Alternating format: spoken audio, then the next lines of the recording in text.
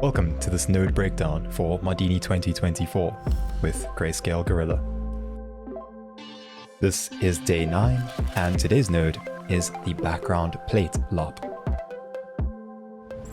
So the background plate lop is going to be a little bit different in that this is going to be a node that you're mostly going to be using for adding elements to an existing background plate. So if you want to add VFX elements to some scene, this is the node that you want to be using. In this file over here, I just have a camera and a piece of footage. I can show you that footage. And this is just something that I found on Pexels, right? So you can see over here, it's just somebody lighting these two candles sitting on a table. So what I'd like to do is I'd like to take this plate and I'd like to add a third candle in the bottom right over here. Now to do that, we first have to have a rough estimate of the geometry for this scene. So as you can see over here, I actually have a table surface. I have this candle 1, candle 2, and then this third candle that actually has some detail to it, and that's the one that I want to render. So I'm going to add materials to that, and I'm going to try and integrate that into the background plate. So the way you would go about doing this, firstly at the SOP level, if you wanted, is to add a background image to your camera. That's just going to be a screen capture of a single frame that you need to match. Over here, I set this to hidden line invisible so that I can see the lines that make up the geometry.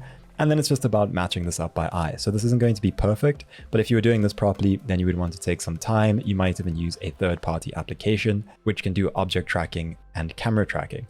Now, at the stage level over here, I just have those three geometries. I have the candle, candle 2, candle 3, and the table surface. I also have a material library, which adds materials to this. I have my camera over here and 2 area lights. And if I go ahead and render this, you'll see what I have. Now, those objects over there are just rough estimates of our geometry so that they can cast shadows on anything that might be in their shadow areas.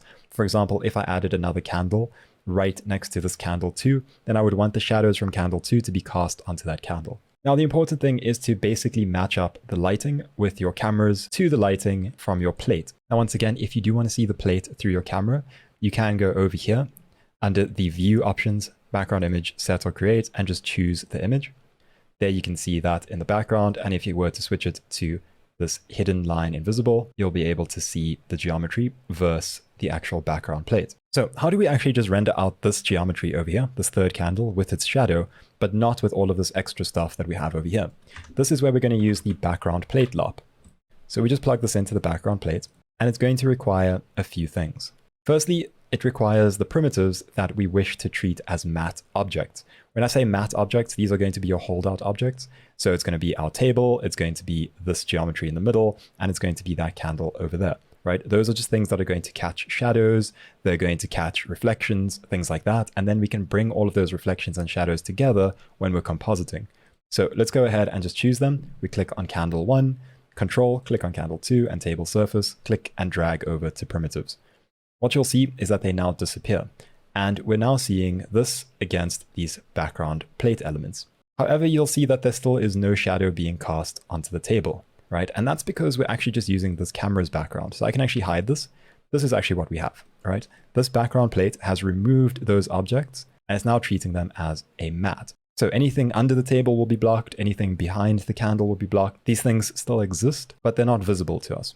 So now the next thing that we want to do is on this background plate lop, we actually want to choose that background plate. So we just go over here and we choose the background plate, and you won't yet see any difference. The reason is this is just adding this plate as some data for when we actually render. So to actually render, we need a comma render settings node. So we drop this comma node over here. And what we want is this first input into the stage, just like this. And we're going to have to set the resolution of our camera. I know that my shot is 1080 by 1920. So there we have it. Right now, you're still not seeing the shadows. And that's because we're going to have to use the second input. The second input is actually where the render settings are stored. This first one is just our geometry plus the plate. So let's just drag this over here. And then we need to tell this node to actually use the second input for our render vars. So you can actually see the output here is output render vars, and the input over here is additional render vars. Render vars are just AOVs. These are going to be extra layers for your render. So over here under image output, we have AOVs or render vars. We say import render vars from second input. What this will do is it'll now fetch all of the information, right? And this will now add our shadows to the background plate, right? So what's happening is this table surface that we have, that's a rough estimate of the actual table, is catching the shadows from this geometry. And then it's doing a little bit of a composite behind the scenes to add that shadow to our background plate to try and integrate everything together. Now, if you want to see the actual layers that are making this up, on the right side of our viewport, we have this option over here for render outputs. We can see our holdout shadows just like that.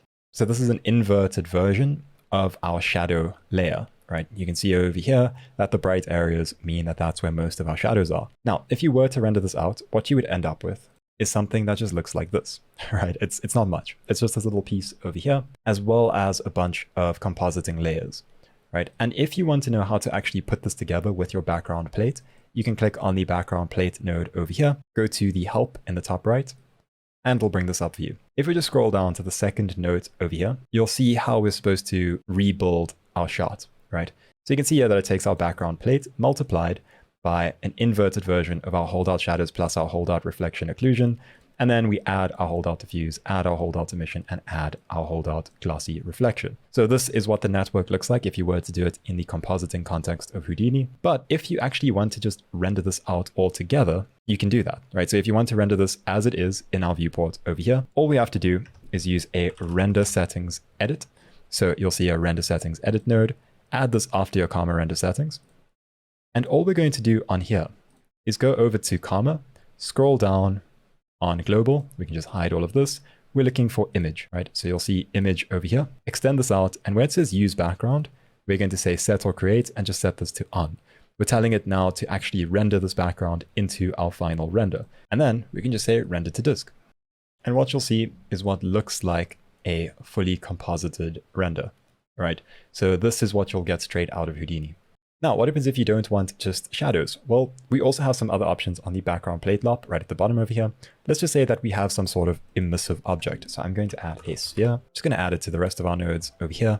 I'm now going to apply a glow to it. So it's just an emissive material. And you'll see that it doesn't actually affect the table around it. It affects this object because that's just a CG element. But if we wanted to affect our actual plate, then what we need to do is just go down here to our background plate and enable emission. Right, you'll see that it now looks as if it's lighting up the things that are part of the background plate.